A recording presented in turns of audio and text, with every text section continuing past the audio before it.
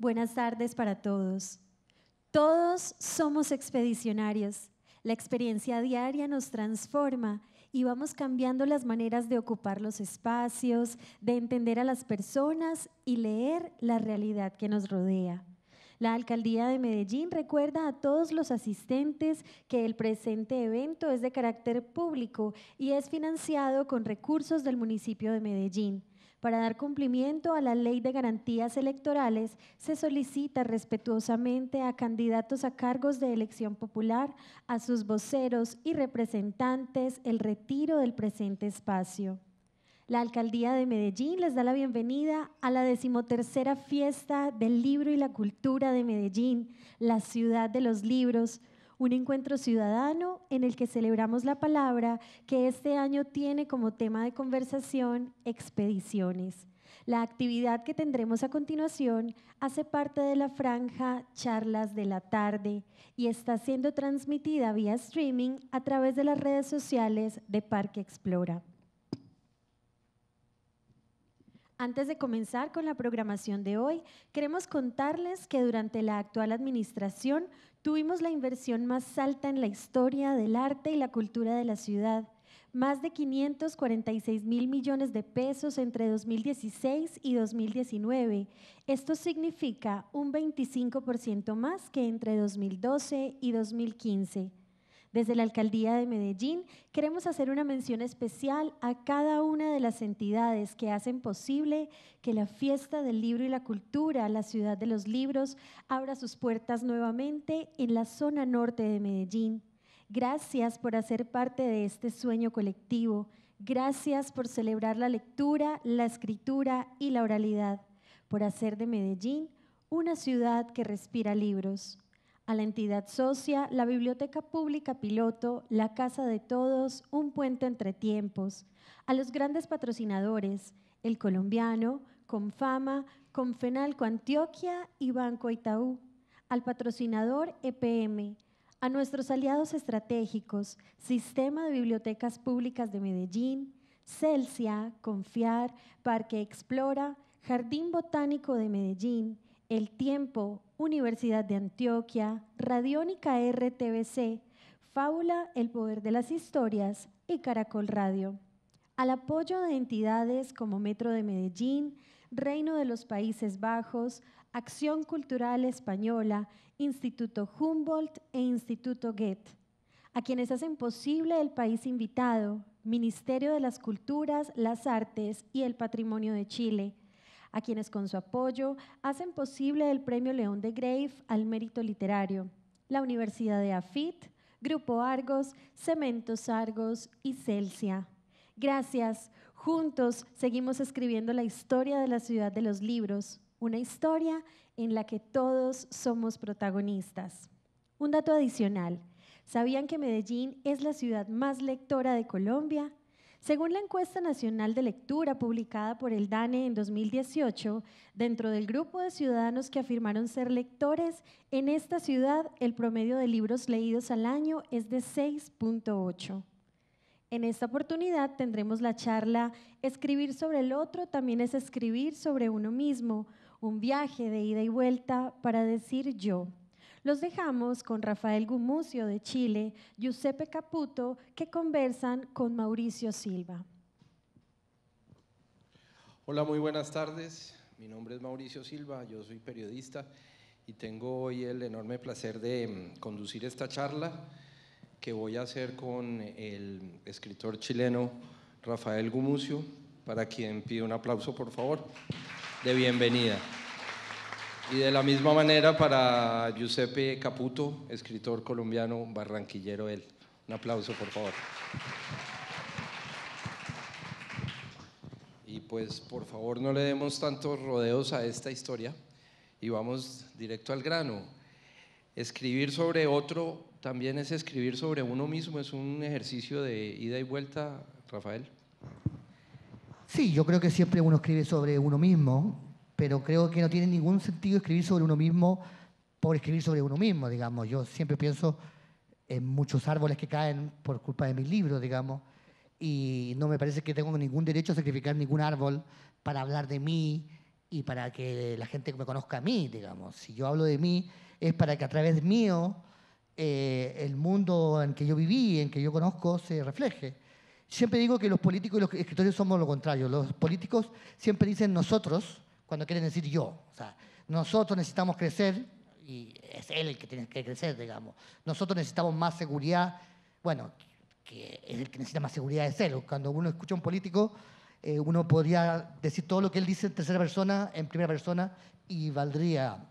Y los escritores al revés. Los escritores decimos yo, pero cuando yo digo yo, digo nosotros. O sea, digo mi país, digo este país, digo, cuento una historia que no es solamente la mía. Y me uso a mí como ejemplo porque es lo que más cerca tengo, digamos. Estoy casi todo el tiempo conmigo mismo, es la persona que más conozco. Así que puedo estudiarla con bastante detención. Y al mismo tiempo es la persona que más conozco y la persona que más desconozco, porque es un misterio. A mí siempre me parece misterioso despertarme y ser yo mismo, digamos, y ser el mismo que ayer. Todavía no me acostumbro a esta idea. Estoy recién empezando como a pensar que quizás mañana también voy a ser el mismo. Pero bueno, todavía no estoy seguro. Entonces, cada día lo anoto y digo, sigo siendo el mismo. Y trato de contar esa sorpresa, que creo que todos los escritores, los que escriben autobiografía, los que escriben biografía, los que escriben novela, tienen el mismo problema, que es, no puedo creer que exista, digamos. ¿Qué es lo que me hace estar acá? ¿Por qué estoy acá y no antes y no después? Y yo creo que de esa sorpresa todos nos nutrimos, digamos. Sé que está muy de moda la identidad. Está muy de moda decir yo soy mujer, hombre, gay, vaso de agua, lo que sea. Pero el escritor es alguien que justamente duda de su identidad y está en duda, y por eso yo creo que somos gente muy, muy insoportable y muy útil. Giuseppe, la misma pregunta. Bueno, hola y gracias por estar acá y gracias a la fiesta por la invitación. Bueno, el título de la mesa, digamos otra forma de decirlo, sería El otro soy yo. Entonces, aquí mientras venía pensando como en el tema de la charla, pues, y pensando en la novela, digamos, trataba de hacer como el ejercicio de ir hacia lo más atrás que se me ocurría, digamos, llegar con esa idea del otro soy yo. Y, por supuesto, se viene a la cabeza el mito de Narciso.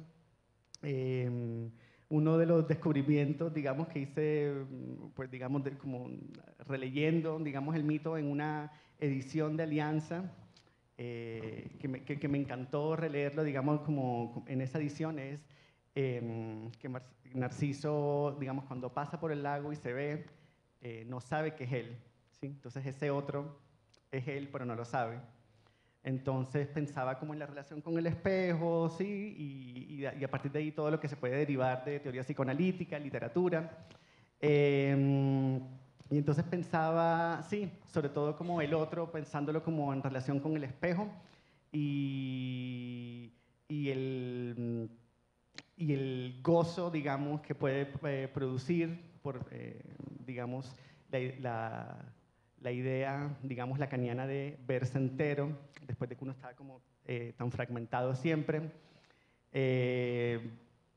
Esa sería como, digamos, como la idea de, que estaría detrás como de esa premisa, digamos, y que fue la que tuve en cuenta, digamos, a la hora de la escritura. Rafael, su primer libro fue Invierno en la Torre y la crítica le dio durísimo y eso tuvo bastante eco, pero usted ripostó con Memorias Prematuras, otro libro que ya era un libro claramente autobiográfico, eran sus memorias prematuras, tal cual. Y la pregunta es si es difícil escribir después de una crítica tan fuerte como tuvo su primer libro y además escribir sobre sí mismo sin cierto rubor. Sí, yo siempre digo que tengo el pudor desplazado, pero yo ya a esta altura creo que no tengo ningún pudor, digamos.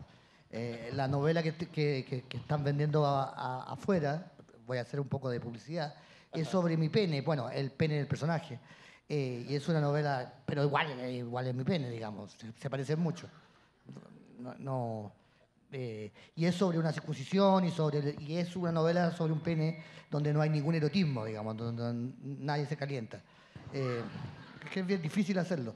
Pero quiero decir, este libro que escribí en Memoria Prematura, lo escribí, me pasa a mí que yo necesito escribir con riesgo, porque si no, no escribo. Entonces, este primer libro, El invierno de la torre, era una novela como minimalista, triste, gris, de personaje anónimo, como todo lo que se publica más o menos ahora, los jóvenes siguen escribiendo un poco así, como Raymond Carver, pero más aburrido. Y en la crítica un crítico puso a patadas con las palabras. A patadas con las palabras, dije, esto es un verdadero proyecto literario. La verdad es que me parece que en vez de ser un insulto, era un halago. Por desgracia, creo que el libro no estaba a la altura de este halago. Así que escribí otro libro que sí me batía a patadas con las palabras, y que fue esta Memorias Prematuras. Y claro, era muy arriesgado, tenía 28 años. Yo había salido en televisión, trabajaba en programas de humor. Se podía parecer como una humorada de alguien que está en la televisión, que quiere hacer una pequeña, que se cree muy famoso y que cree que puede escribir su biografía a los 28 años. Así que era tan arriesgado y tan peligroso que tuve que hacer todo el esfuerzo posible para que fuera un buen libro, un libro de literatura. Y el mismo crítico que me había destruido el anterior lo alabó mucho. Y fue una salvación. Pero desde entonces me quedó este bicho de que si yo no escribo como con un riesgo, con una idea de que si este libro o funciona, y si no funciona me voy, no puedo hacerlo, digamos. Me gusta demasiado la televisión y me gusta demasiado escuchar música como para escribir si no hay un riesgo. No, yo no escribo por escribir, digamos. Necesito un riesgo. Y uno de esos riesgos es mostrarse desnudo a sí mismo. Y la verdad es que desde entonces lo he seguido haciendo con cierta regularidad. ¿Y es el riesgo del ego? Es el riesgo de mostrarse y de que en el fondo, bueno, yo cuando era chico sufría de bullying, digamos, me bulleaban. Y yo lo que aprendí es a decirle a los que me van a bullear por dónde me van a bullear. O sea, péguenme por acá en vez de pegarme por ahí. Y así no me duele menos, digamos. Entonces, yo me he inventado mis defectos y he inventado los motivos por los que la gente me ataca. Y entonces no me duelen mucho los ataques porque son ataques de cosas que yo les dije, atáquenme por aquí, no tiene ningún riesgo. Pero yo creo que los escritores muchas veces hacemos eso, digamos, no buscamos presentarnos un cierto impudor, inventando una desnudez, digamos, inventando un cuerpo desnudo, que no es exactamente el mismo que tenemos en la cama, digamos, pero que es una desnudez propia. Y claro, la diferencia es que uno puede corregir. Cuando uno está desnudo realmente es difícil corregir nada, pero hay un poco de corrección. Por esto estaba pensando ahora como en este texto de Barthes sobre el striptease, que él dice, digamos, que cuando está en un cabaret y ve con la facilidad con que las bailarinas se empiezan a desnudar, que esa facilidad de la desnudez es realmente una forma de vestirse, que, digamos, la desnudez real es cuando uno está como uno se quita como con pena la chaqueta así, luego la camisa así, como que ahí está como digamos la desnudez moral, digamos, cuando hay una vulnerabilidad. ¿Hay como un eco? ¿Ustedes oyen bien? ¿Sí se oye bien? Sí. Disculpe, no continué la idea que quería, digamos, pensando con lo del otro soy yo. Finalmente, pues también la pregunta es como, ¿qué sería el otro? ¿Sí? Y yo sí también estaba pensando como en una distinción entre el otro, lo otro, y lo que es la antípoda, ¿sí? Como lo que sería como una antípoda o como alguien que está como en contraposición. Entonces, para mí, pensando esto como en si el otro soy yo, digamos, sentía como que, digamos, como lo que sería, digamos, la antípoda, que, digamos, sería como para mí, en mi caso, sería como una persona como muy masculina, digamos, como un macho, digamos, eso a mí me genera como un atrincheramiento y ahí sí quizás me narro como en contraposición a. Y hay como eso, como, como un amurallamiento, ¿sí? Pero pensaba como en el otro, digamos que ahí podríamos pensar como en varios casos, y sí es algo que a mí me genera más bien como un ablandamiento y como algo que permite como entrar en mí, ¿sí? Entonces como que sí quería como hacer como resaltar como lo que, sí, como que es distinto lo otro que, digamos, como lo que sería como, para llevarlo, digamos, como la figura, como el antónimo, ¿sí? Que eso, seguir esa idea. Muy bien. Pero lo contrario el otro soy yo, es yo soy otro, como decía Rimbaud, y yo creo que es cierto. Ahora, pasa algo con la escritura, digamos. Tu novela es una novela, no es una memoria, pero tu forma de escribir, como la de cualquier persona que escribe, es tan reveladora de lo que uno es, que es muy difícil mentir cuando uno es un buen escritor. Entonces, yo no te conocía te conocía muy poco cuando leí tu libro, pero sabía perfectamente cómo eras, mucho más allá porque la prosa te delata. Yo a veces hago talleres literarios y los alumnos empiezan a hacer tareas y les digo, ¿sabes que se pueden ahorrar al psiquiatra? Porque yo los puedo hacer un psicoanálisis fácilmente con lo que ustedes escriben, decir lo que les pasa, qué les pasó. Bueno, es bastante fácil, bueno, es bastante chanta también, o sea, pero quiero decir que sí, es imposible no ser uno cuando uno escribe. Claro. Giuseppe, en su novela Un mundo huérfano, usted hace un dibujo sobre la relación de un padre e hijo en una ciudad a orillas del mar, que puede ser su ciudad, Barranquilla, que está más a orillas del río, pero también tiene que ir ahí a Prado para salir al mar. Pero, digamos, sí está ubicada geográficamente en un universo propio. Pero la pregunta es si esta novela sí tiene de autobiográfico su relación con su padre. ¿Es algo similar? Sí, digamos, sí, para mí la escritura siempre va a ser un diálogo, sí, como con la experiencia Personal. autobiográfica, personal y con la tradición literaria. ¿Qué te diría yo? Sí, digamos, sí es una novela, digamos, que parte de una experiencia autobiográfica. Ahora, también lo autobiográfico son más las sensaciones y las emociones que las anécdotas, digamos, o como las escenas como puntuales. Entonces, Sí. por ejemplo, digamos, entonces ahí hay sí como unas recreaciones. Eh, Cuando salió la novela y empezaron a salir, sí, la crítica, como muchas veces mencionaban, que era una novela, digamos, realista llena o sí, como impregnada de elementos surrealistas. Y para hablar, digamos, de las escenas realistas, casi siempre mencionaban un capítulo que se llama La Ruleta, que es de escenas de sexo. Entonces decían como, por supuesto, eso es lo autobiográfico. Y luego decían que los elementos surrealistas estaban sobre todo como concentrados en el mar, que es un mar que deja objetos. Deja ofrendas, deja regalos a los protagonistas y el papá y el hijo van a la playa como a buscar regalos. Entonces a veces el mar les deja ollas, a veces les deja sartenes, ¿sí? A veces les deja un sofá, a veces no deja nada, a veces se lleva lo que deja, a veces deja unos cadáveres. Y entonces decían como eso, que eso era un elemento surrealista, un elemento onírico en medio de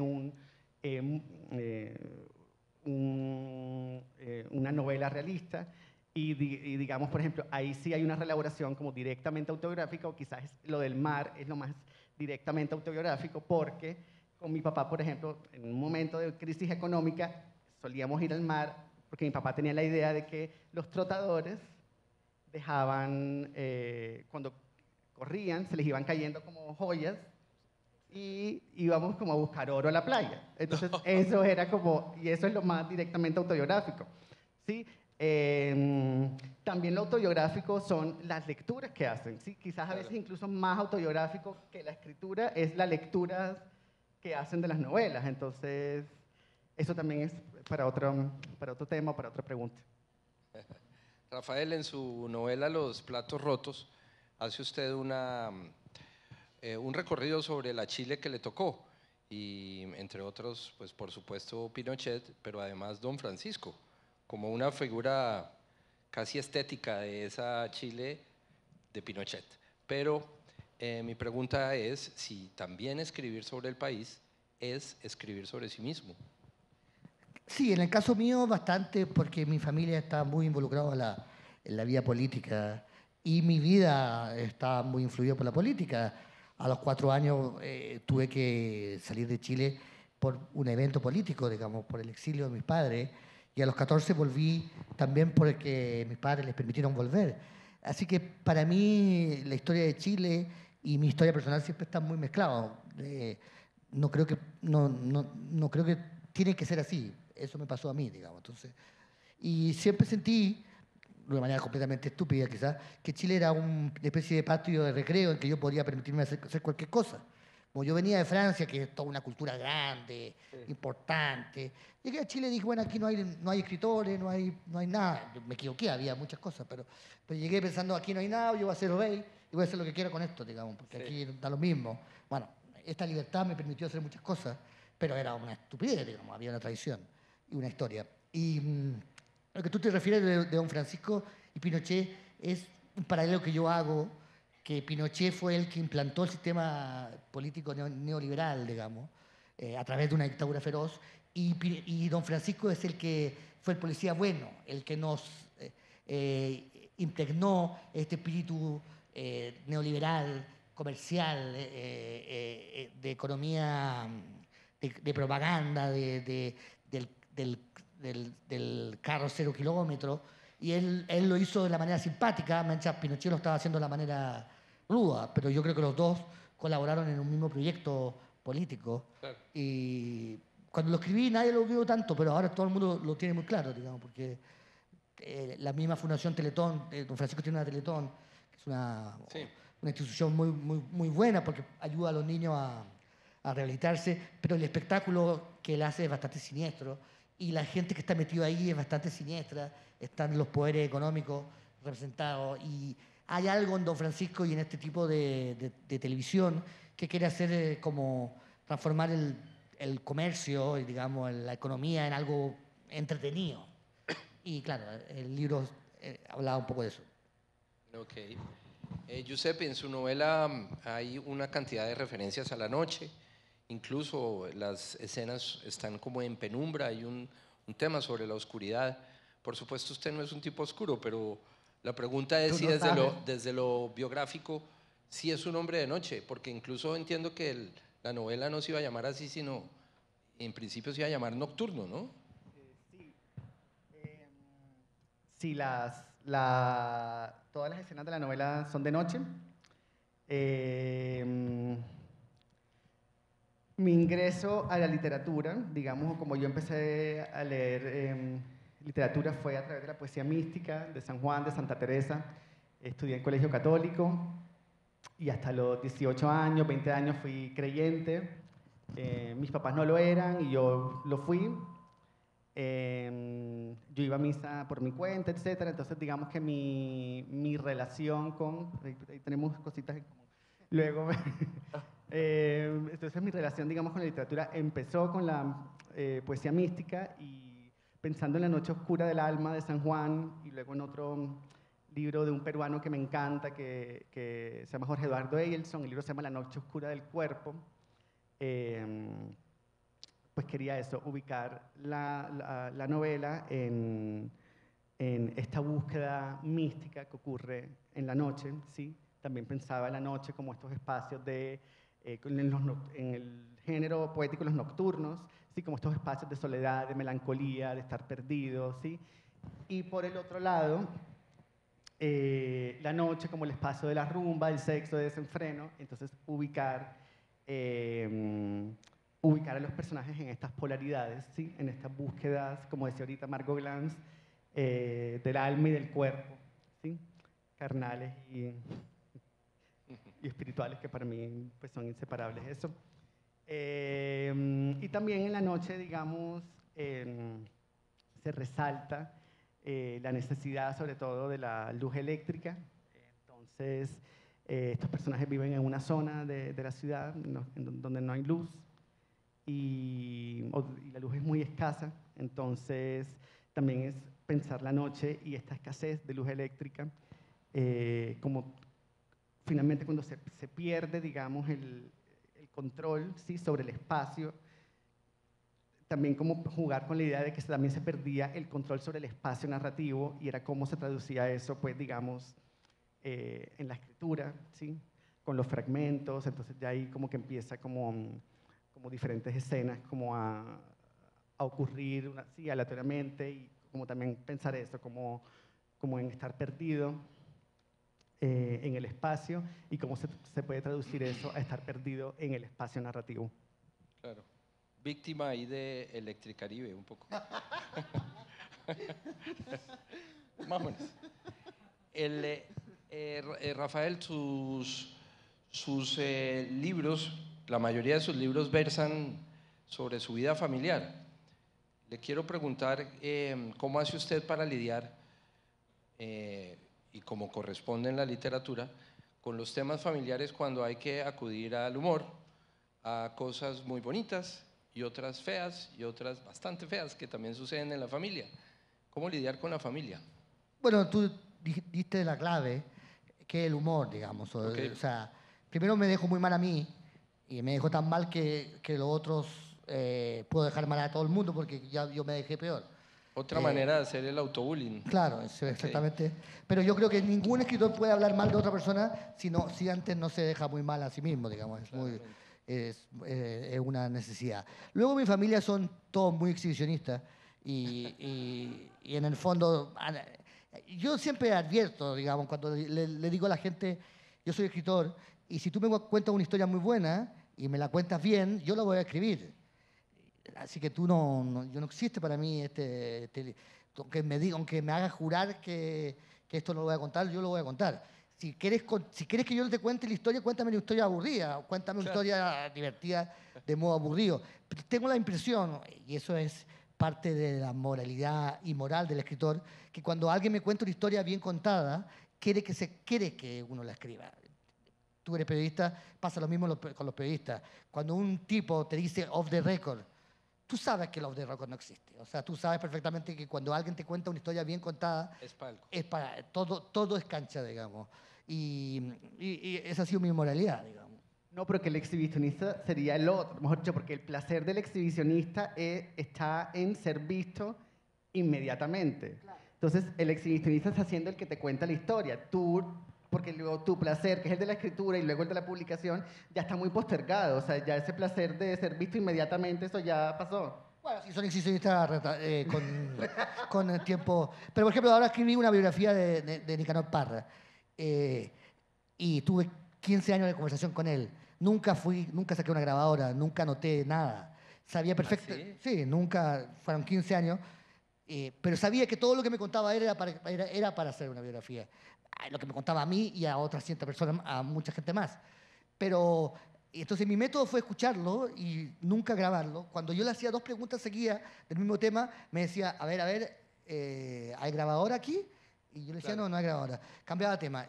Y mi método, es que después escribía lo que me acordaba que había dicho y lo buscaba en alguna entrevista y había dicho exactamente lo mismo, con las mismas palabras, a entrevistadores con grabadora. Con lo cual había respaldo documental, claro, de lo que yo me acordaba.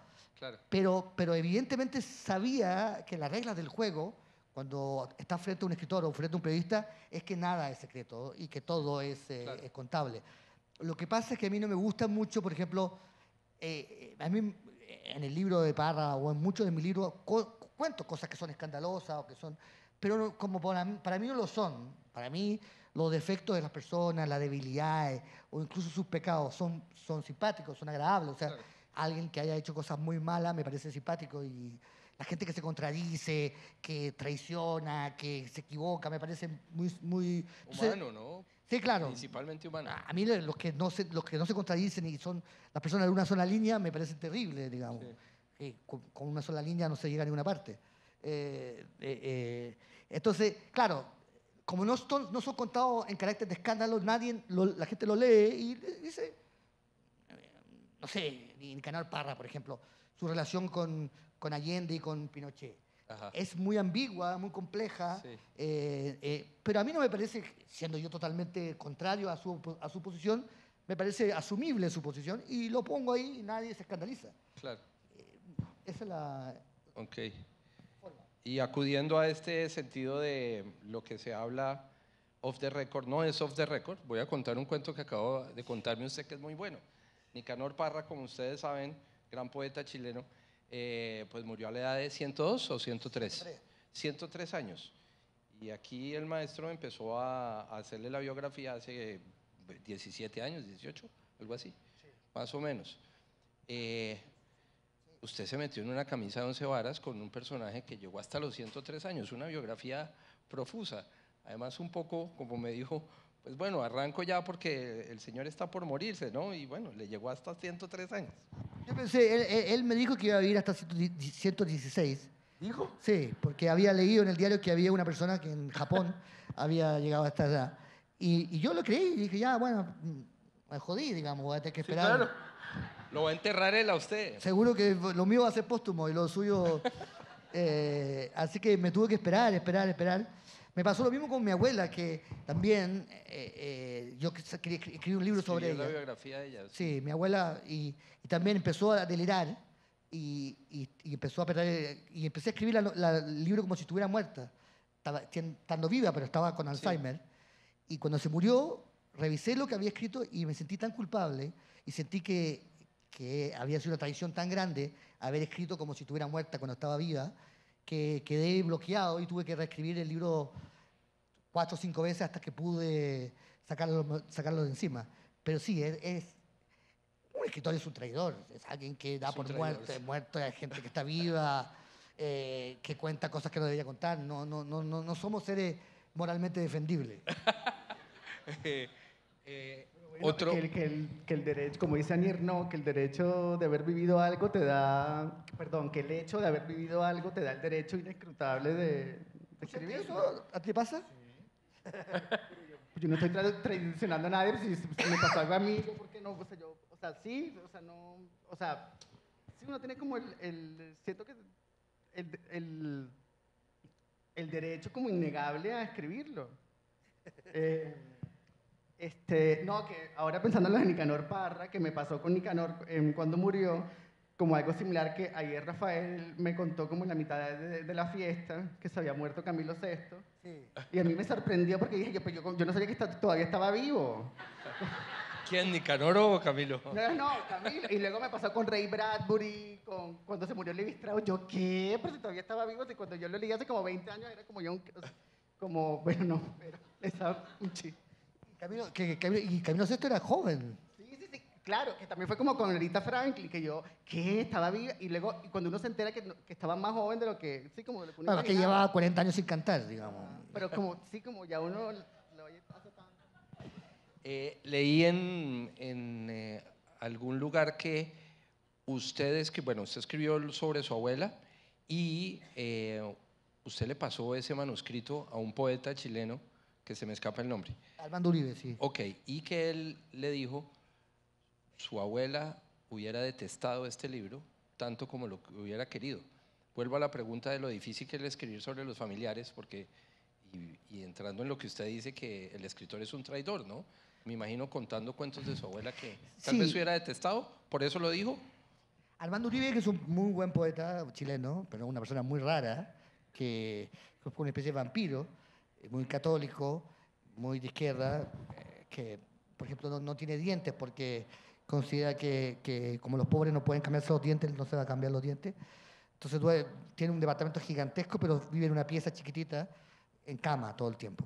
Y era muy amigo de mi abuela, y yo le pasé el manuscrito y se me había olvidado que en medio del manuscrito yo reproduzco unos insultos que mi abuela le decía a él, digamos. ¿A él? O sea, que me decía a mí sobre él, me decía que era un traidor, que había sido... Y una cantidad de cosas como en contra de él. Y se me había olvidado totalmente. Entonces cuando volví, me dice, lea la página 125. Veo ahí, no, eso es mentira. Toda una cantidad de improperio. Y le digo, don Armando, perdone, disculpe, no. ¿Se me olvidó? Se me olvidó. Entonces me dice, no se preocupe. Usted, un profesor de Derecho, él es abogado, me dijo, me puso mala nota, aunque mi examen era perfecto, porque yo había escrito unos versos y lo había publicado. Entonces dijo, usted al haber escrito unos versos y haberlo publicado, ha perdido todo derecho al honor.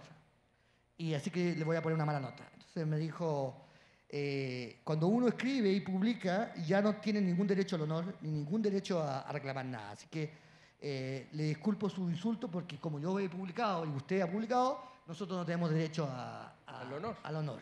Y me pareció una gran lección. Y después él le gustó el libro, digamos. Pero fue una gran lección, digamos, como es cierto, los escritores somos traidores, somos malas personas, pero también en contraparte no tenemos ningún derecho al honor, digamos. No, esto es contra mi honra. Un escritor no tiene honra. Claro. ¿Por qué escribir sobre su abuela? Parece un ejercicio un poco vanidoso, pero pues sí entiendo que su abuela fue una persona muy importante, muy divertida, incluso amiga de nuestro gran escritor García Márquez. Sí. ¿Cómo es esa historia? Él fue amiga de García Márquez cuando García Márquez estaba bueno, cuando ella llegó a París, García Márquez quería ser amigo de los exiliados chilenos a toda costa, porque eran muy trendy, digamos. El exiliado chileno era Tenía un estatus. Era un Che Guevara en potencia. Entonces, pero igual la mitad de los exiliados chilenos eran gente muy aburrida, y mi abuela era una mujer muy culta, especialista en Proust, muy cultivada. Así que se hizo muy amiga de García Márquez, ella compraba unos pasteles especiales cuando venía García Márquez, y García Márquez, y un día la llama a García Márquez y le dice, ¿puedo pasar por la casa? Y entonces mi abuela le dice, es que yo no compré los pasteles. Entonces García Márquez le dice, pero si tú crees que yo voy por los pasteles, no, o sea, bueno, entonces ahí se hicieron amigas hasta que mi abuela le presentó a la Tencha, a la viuda de Allende, y García Márquez prefirió a la viuda de Allende, digamos, y mi abuela le dio un poco de grima. Pero, quiero decir, mi abuela no era una persona importante en sí, era una persona muy importante para mí, por dos cosas. Para mí fue esencial porque fue la persona que me hizo ser escritor, y al mismo tiempo la persona que me prohibió ser escritor. O sea, ella me empujó, me hizo leer a Chekhov, a Proust, a todos los autores que me importan, y al mismo tiempo cuando yo empecé a escribir empezó a decirme que no iba a ser Proust, que no iba a ser Chekhov, que para qué seguía.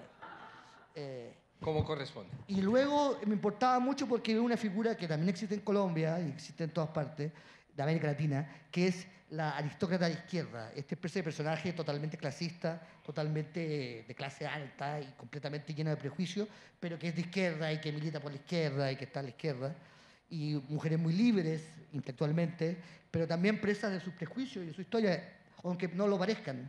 Y a mí me pareció que esa historia era muy interesante porque hay muchas. En Chile somos campeones mundiales, digamos, tenemos a Isabel Allende, tenemos como 6 o 7 de este tipo de personajes lleno de garbo aristocrático, pero con el corazón en la izquierda. Y me parece que es un personaje que es divertido, entretenido, pero que yo no quería mostrar como algo bueno, como algo santo. Quería mostrar también que esa mujer que parecía libre, que parecía totalmente fuera de los prejuicios, era una mujer también que sufría de los prejuicios, de las debilidades, y que se tuvo que enfrentar con la muerte. Y a la hora de la muerte, mi abuela y la abuela de cualquier persona en el campo es igual. Y eso es lo que a mí me impresionó. Esa mujer que parecía inmortal se murió. Y se murió. Dices igual en la muerte. Y en el Alzheimer, sobre todo, en la previa a la muerte. La muerte, o sea, cuando se transformó en una persona que rogaba por cariño y que rogaba por sobrevivir, y que estaba llena que se cagaba y se meaba, digamos. Eso fue para mí una lección tremenda y también fue una lección tremenda la cobardía con lo que yo lo enfrenté. O sea, como no quise verlo, como traté de escapar, como quise decir, la abuela que yo conocí se acabó cuando ella perdió la cabeza. Y esa culpa me persiguió. Y escribí un libro sobre ello y ahora gano plata con eso, así que... Giuseppe, en su libro usted trabaja claramente el tema de la soledad, en el título está marcado, hay una orfandad. Volviendo al tema biográfico, ¿hay en usted esa soledad? ¿O todos en el fondo somos unos huérfanos andantes? Pues no sé si todos, no creo que todos, pero digamos aquí la orfandad a la que hace alusión el libro es más que todo una orfandad social, política, económica, ¿sí? El padre está muy presente en la vida del hijo. La orfandad luego afectiva, familiar, digamos que ocurre es que el hijo a muy temprana edad se vuelve papá de su papá. Entonces, en ese sentido, digamos, eso, él queda sin nadie que lo cuide, digamos, y esa sería la orfandad. Ahí volviendo, la orfandad, y sobre todo la orfandad religiosa, digamos, siento que sí creo que podría ser como la gran orfandad de la novela, junto con la orfandad política y económica. Son, digamos, personas digamos, como que no tienen nada, ¿sí? Que están sí, solos en la vida, que no tienen haberes materiales, ¿sí? Y que sin embargo no abandonan sus vidas. Entonces, por un lado, la orfandad está en ese pedaleo, digamos, ahora que hablabas de cómo Pinochet trajo el neoliberalismo, pensaba eso, o sea, como esa gran mentira de este sistema, que es la idea de que si tú te esfuerzas y te esfuerzas y pedaleas y pedaleas y pedaleas, lo vas a lograr. Entonces, todas estas historias de éxito que permanentemente nos rodean, ¿sí? Que te hacen pensar eso, ¿sí? Y yo creo que eso funciona cuando ya uno tiene unas ciertas estructuras, digamos, y por supuesto nunca faltan como estos casos excepcionales, ¿sí? Que te hacen pensar eso, pero luego uno ve, yo sí creo que es un momento en el que grandes como sectores de la población pueden ver que esa idea del pedaleo es mentira. O sea, los campesinos, los estudiantes, los obreros, ¿sí? Estudiantes de doctorado que saben que van a terminar el programa y y la angustia, toda esa angustia económica. Entonces, lo que me parece interesante que la manera como se revierte, digamos, esa orfandad es que ellos intentan darse a sí mismos lo que la sociedad no les está dando y de vestirse socialmente, pero no es algo que hacen individualmente, sino que hacen con otros vecinos del barrio. Entonces, ya eso ya se vuelve ya más un acto colectivo, digamos, que sí podría ser más como un contrapunto una respuesta, digamos, a todas esas orfandades.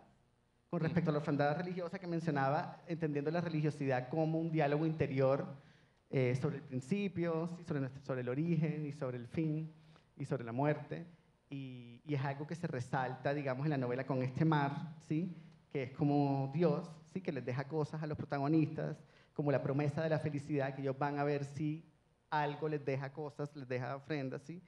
Entonces, en ese sentido también se resalta esa orfandad económica, porque es que es como que están entregados a que una fuerza mayor, que en este caso es el mar, les dé algo que ellos trabajando y como mirando opciones como de rebusque y de ver cómo salen de la olla, finalmente tienen que recurrir es al mar, y finalmente como ese mar, digamos, a veces no les deja nada. Entonces ahí está eso, Dios y la ausencia de Dios. Rafael, en sus libros está también muy marcado el tema de la dictadura en su país, pero usted los ha resuelto de una manera, bueno, con el humor que usted siempre ha tenido. ¿Son esos temas necesariamente tienen que estar atravesados por el humor para ser resueltos? No, yo creo que cada uno tiene su manera de apiarse al caballo. No creo tampoco creo que uno esté obligado a hablar de la dictadura. En el caso mío es imposible no hablarla, porque yo viví toda mi infancia pensando en Chile desde otro país, que era Francia, y llorando por Chile, digamos. Cuando llegué me pareció que habíamos llorado un poco de más. No era para tanto. Pero sí, lo que pasa es que la dictadura tiene una cosa muy buena, y también los gobiernos, como el de Bolsonaro, como estos gobiernos así, es que resaltan lo peor de cada país, digamos. Entonces, Pinochet era como un ejemplo máximo de todo lo peor que tiene Chile, y de alguna forma son muy reveladores de algunas visiones. Una de las características más graves, más acuciantes de ciertos tiranos como Pinochet es como ellos apelan a la mediocridad, digamos. Le dicen a la gente, al final somos todos iguales, al final somos todos cobardes, al final somos todos traidores, y eso nivela para abajo los países, y de alguna forma son reveladores de cosas muy esenciales. El clima, hay muchas cosas que me preguntaba Giuseppe si los chilenos hablan muy bajito, si esto es la dictadura. Y yo creo que siempre los chilenos hablaron bajito, digamos, pero la dictadura reveló más ese tipo de cosas, digamos. Hace que los países claro, nos muestran más cómo somos. Ok, perfecto. Una pregunta para ambos. Giuseppe, ¿cuándo y por qué decidió ser escritor? No, a ver, ahí sí distingo entre escribir y publicar, ¿no? Yo, antes de publicar esta novela, yo escribí 4 libros que nunca quise, o que no pensé en, digamos, en mostrar para publicar. Para mí era un trabajo más silencioso y de hecho como que pasaron como una serie de coincidencias que llevaron a la publicación del libro. Digamos que yo estaba en Iowa y en un programa de escritura creativa y mi tutor, mi profesor era Horacio Castellanos Moya, escritor que admiro mucho, y él fue invitado a Bogotá a un programa que se llama Bogotá Contada y en algún evento, entiendo, dijo algo así como que alguien le preguntó como que estaba leyendo y él mencionó el manuscrito de un colombiano que está en Iowa, etc. Y eso como que luego su editor le dijo, yo póngalo en contacto, me gustaría leerlo, no sé qué, y como que eso te terminó llevando como a la publicación finalmente.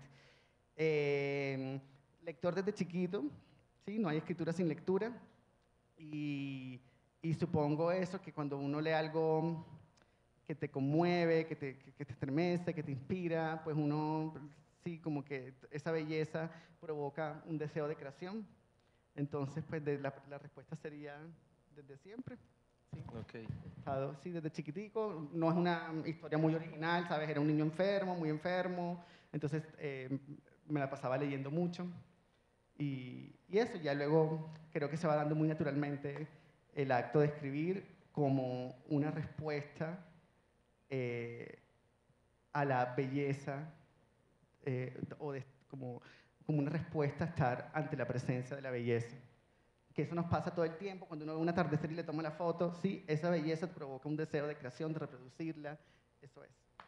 Rafael. Sí, a mí yo siempre pensé que iba a ser algo artístico, digamos. Nunca pensé que iba a ser ingeniero ni abogado. Bueno, era muy mal alumno, así que tampoco tenía ninguna posibilidad. Y la verdad es que a diferencia de la mayor parte de los escritores, yo leía muy poco, pero veía muchos escritores por televisión, porque en Francia hay muchos programas de televisión con escritores. Me acuerdo haber visto a Bukowski, a Nabokov, a Simenon, que yo no lo había leído nunca, pero me gustó. Eran gente despeinada, eran como libres, les preguntaban cosas. Bueno, Bukowski se emborrachó en el programa, Nabokov era como una especie de mago. Y dije, yo quiero ser como esa gente. Me pareció como que se podían vestir mal y nadie les decía nada. ¿Qué edad tenía? 7, 8, 9. Y luego a los 9 años, y ahí yo creo que ahí sí que estamos con Giuseppe lo mismo, una relación con la muerte muy fuerte, una visión de qué esto y por qué esto, y una necesidad religiosa también. Y la escritura me solucionó eso, digamos, un poco. Pero la verdad es que me equivoqué totalmente de vocación. Yo debería haber sido actor cómico, que era lo que yo quería hacer. Pero luego, cuando llegó el momento, pensé que la escuela de teatro habría que usar como esas mallas, esas cosas como... y me pareció que me dio un poco de vergüenza y no lo hice, pero evidentemente me equivoqué. Lo habría hecho. También me influyó mucho que yo era disléxico, y soy disléxico, y entonces escribir se me transformó como en algo como difícil, como una tarea, como algo complejo, y eso en vez de frenarme me empujó. Un reto. Claro, un reto. Me dijeron dedícate a la gimnasia o a la matemática y me dediqué a la literatura. Muy bien.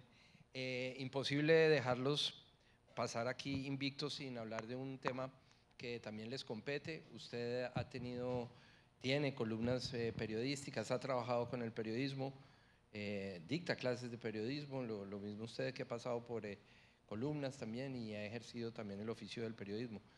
La pregunta es ¿para dónde va el periodismo, sobre todo el escrito que vive tan amargas horas? Mira, si yo supiera esto, primero estaría ganando millones de dólares y no estaríamos acá, digamos. Si yo tuviera una respuesta, y si yo le doy, y hay dos posibilidades, si yo te doy una respuesta, o soy un mentiroso profesional, o soy un sabio, no tengo la menor idea. Es para mí muy alarmante vivir algo que mucha gente ya ha vivido, sobre todo en el mundo popular, en el mundo...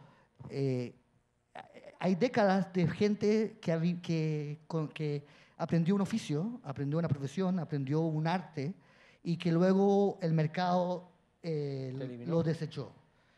Zapateros, campesinos, miles de oficios, digamos. Sí. Gente que ponía películas en el cine.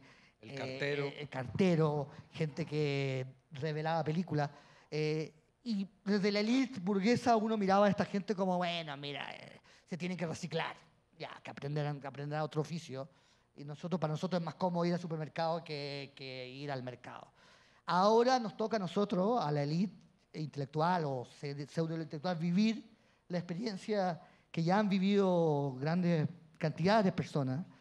Y es traumático y es duro y creo que de alguna forma es terrible y al mismo tiempo también creo que cuando estemos todos en la situación en que estuvieron los carteros y los agricultores, quizás podamos unirnos y por fin hacer algo con esto y no vivir esta especie de ilusión absolutamente absurda de que esto es el progreso y que el progreso es como una fuerza ante la que hay que agacharse y hay que hacer todo para que el progreso pase. Ahora que nos toca a nosotros, y le va a tocar luego también a los empresarios, también le va a tocar a los políticos, la idea de que lo que yo aprendí a hacer con tanto esfuerzo y con tanta dedicación y lo que yo sé hacer no sirve para nada y no tiene precio y no tiene cómo venderse. Quizá eso me ayuda a comprender por fin a grandes capas de la población que fueron cancelados, que fueron devaluados, que se les dijo... En Chile se usa mucho esta metáfora, dice, llega un nuevo gerente y le va a quitar grasa a la empresa. Vamos a sacarle grasa a la empresa. ¿Qué es grasa? Esa grasa son gente, son personas. Ahora me toca a mí ser parte de esa grasa y quizás es el momento de decirle, ¿sabes qué? Nosotros no somos grasa, somos la carne de esta sociedad y si quieren que esta sociedad se quede en los huesos, es cosa de ustedes. Yo creo que... Esto a mí me parece maravilloso para pensar, digamos, la diferencia que yo mencionaba entre la antípoda y el otro. Sí, el otro sería a esa persona que se le está llamando grasa. Sí, el otro no sería el que está diciendo saquen la grasa de acá. Claro. Sí, eso sería como la antípoda y sería como para mí como lo que hay que derrumbar. Sí, entonces lo otro sería eso. Entonces, y yo pensaba, digamos, como dónde está, bueno, me voy a la desviada de la vida, pero bueno. No, como pensaba como, ¿dónde está? Si quieres después responderle el periodismo, como, ¿dónde está lo otro? ¿Sí? Y yo pensaba, digamos, en relación, he estado pensando mucho como en la relación con la cama, que yo tuve una cirugía hace poco, y tuve que estar como en la cama como 5 meses, como, sí, pues intermitentemente, porque primero estuve bien, luego se me complicó, se me enredó, me volvió otra vez y me tuvieron que abrir 2 veces más, etcétera. Bueno, y entonces pensaba eso, como en las situaciones en las que uno... digamos, ¿dónde está en la cama? Durante la enfermedad, durante el sueño, durante el sexo, ojalá durante la muerte, ¿no? Y cómo las experiencias relacionadas con estos 4 ámbitos, enfermedad, sexo, sueño, muerte, cuando están ajenas o cada vez más alejadas a lo que sería la cama propia, cómo para mí eso implicaría la otredad, ¿sí? La persona que no tiene un colchón donde dormir, ¿sí? La persona que está muriéndose fuera y como que también tuve esas experiencias cercanas, como que querían volver a su casa, ¿sí? Las experiencias que por una u otra razones, digamos, cada vez más radicales, tienen que tirar por fuera también como de sus espacios, ¿sí? Como para mí en eso está lo otro y como eso es como lo que a mí me genera como la cercanía y como la vulnerabilidad y como la manera de ablandarme y que entre, ¿sí? Entonces, y esto también está conectado como de los sectores de la población que hablábamos, como que han visto como tan claramente que este sistema es un desastre, pues también están los periodistas, por supuesto. O sea, como todas estas despedidas masivas que están haciendo, pues en los diferentes medios, el cierre de los medios, lamento muchísimo lo de Noticias 1, así como todas estas noticias que vienen del tiempo, sacaron 100 empleados hace poco, ¿no? Y bueno, ya han estado sacando, entonces, y pues eso obviamente, para mí la respuesta de futuro del periodismo y todo esto sí tiene que estar muy conectada con las redes sociales, y lo que sí creo es que no se ha hallado la forma de incorporar, digamos, o entender como una dinámica de las redes, o cómo, digamos, porque si hay una competencia, digamos, ahora las empresas le dan plata ya no a los medios para publicitar un producto, sino a los influencers, ¿sí? Entonces como toda esa plata se está yendo como a estos lugares de las redes sociales, y entonces sí creo que hay que pensar una mejor relación entre medios y redes, que no sea el reencauche de lo que ya uno vio directamente las redes, o sea, la polémica, es decir, que si hubo una pelotera sí, una polémica en Twitter, sí, el reencauche de eso, pues sí, ya llega tarde, ¿sí? Entonces es como también, o sea, se inventa, yo he estado dando esta idea a todo el mundo y nadie me para bolas, pero yo quiero, por ejemplo, me muero porque se hagan como análisis de memes. A mí la verdad las redes me tienen un poco harto desde hace un rato ya, pero si sigo ahí es por los memes. De verdad me enloquece, me encanta, o sea, y me gusta sobre todo que sean anónimos, el carácter popular plebeyo que tienen, sí, como que hay una gente que firma los memes y yo digo, pero no has entendido nada, o sea, como ¿por qué firmas un meme? O como que ponen como, aquí un meme de mi autoría, y es como, no, si la idea es que sea anónimo, que eso circule, sí, como, entonces, me acuerdo, por ejemplo, a principio de año que vino todo este aluvión de memes cuando Duque dijo lo de los padres fundadores, sí, que Estados Unidos había sido crucial en la independencia de Colombia, todo esto, como la cantidad de memes, y me gustó mucho sobre todo cómo restablecieron la agenda política, porque aparentemente acababa de pasar todo lo de la fiscalía, sí, lo del cianuro, sí, que estaba como todo este debate, y eso como que se empezó como a diluir ese tema. Y luego como, no me acuerdo, alguien en redes dijo como, no se dejen distraer, que estas cosas las dice él como para distraer como la agenda, etcétera, y como los propios memes como restablecieron la agenda, y salió este meme de George Washington enfermo, que decía como George Washington después de tomar agua en la fiscalía, ¿sí? Entonces eso a mí me gusta mucho, o sea, me parece que ahí hay algo que todavía no se ha entendido, o sea, como que no se ha sabido como encaminar en la relación con los medios. Y sí me parece la verdad aburridor como siempre ver cómo es que los medios ya sean, ahora es interesante ver cómo las redes también le ponen la agenda a los medios, ya antes era al revés, sí, como que antes era como, o sea, antes era únicamente de medios hacia redes, ahora también pasa algo en redes y los medios lo reencauchan. Entonces creo que ahí hay algo que todavía está como por cuajar y por trabajar. Ok. Si hay alguien en el público que quiera hacerle alguna pregunta a los autores. No veo desde aquí muy bien, pero acá, sí.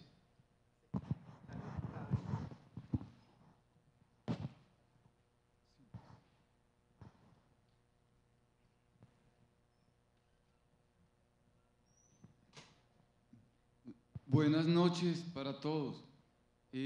Bueno, mi pregunta va dirigida para el escritor chileno Rafael Gumucio. Escritor Rafael Gumucio, bueno, ahora una de las preguntas que te formuló el periodista Mauricio Silva, Mauricio dijo que gran parte de tus libros, gran parte de tu obra literaria versa sobre tu familia, ¿cierto? Sobre los miembros de tu familia. Entonces, cuando Mauricio te hizo esa pregunta, recordé que aquí en la fiesta del libro estuvo hace unos 3 años, 2 o 3 años, estuvo también tu compatriota Pablo Simonetti, el escritor también chileno Pablo Simonetti. A mí me llama mucho la atención el tema de la temática de las novelas sobre asuntos familiares. Bueno, es muy rica, muy abundante la producción sobre novelas familiares, pero en el caso de Pablo Simonetti, Él tiene una novela que se llama Madre que estás en los cielos. No sé, Rafael, si en tu caso, en tus novelas o en tus cuentos, has enfocado particularmente el tema de tu madre. Bueno, ya nos contaste que tu padre se tuvo que exiliar en Europa cuando eras un niño de 4 años, pero específicamente sobre los personajes de tu familia, en alguno de tus libros has manejado el tema de tu madre. Muchas gracias. Gracias, sí. Sí, bueno, es cierto que Pablo, en Chile es una gran familia, así que la verdad es que todos escribimos sobre la familia, pero escribí una novela que se llama Milagro en Haití, que no es sobre mi madre, pero es una experiencia que le sucedió a mi madre. Mi padrastro fue embajador en Haití, y mi mamá vivió en Haití y tuvo la idea peregrina de hacerse una cirugía plástica en Haití, con resultados poco halagadores, digamos, y casi se muere. Y entonces escribí una novela sobre una mujer que se hace una cirugía plástica en Haití. También mucha gente me dijo, esto es completamente surrealista, y ¿de dónde sacaste esa idea tan imaginativa, digamos? Pero no, era real. Y escribí eso, y claro, ahí está mi madre. Pero mi madre se separó y empezó a escribir, y ahora escribió un libro y hizo la mayor de las crueldades. Se vengó de mí de la manera más cruel. Escribió un libro entero sobre su vida donde no aparecemos, ni yo ni mi hermano. ¿Te borró? Y nos borró. Y yo encontré que con eso ella había ganado la partida. ¿Alguna otra pregunta? Si no hay más preguntas, entonces, por favor, le dan un aplauso muy grande al par de autores Muchas gracias. que nos acompañaron hoy. Muchas gracias por asistir. Agradecemos su presencia en esta franja. Los invitamos a recorrer los demás espacios de la fiesta, Carabobo Norte, el Parque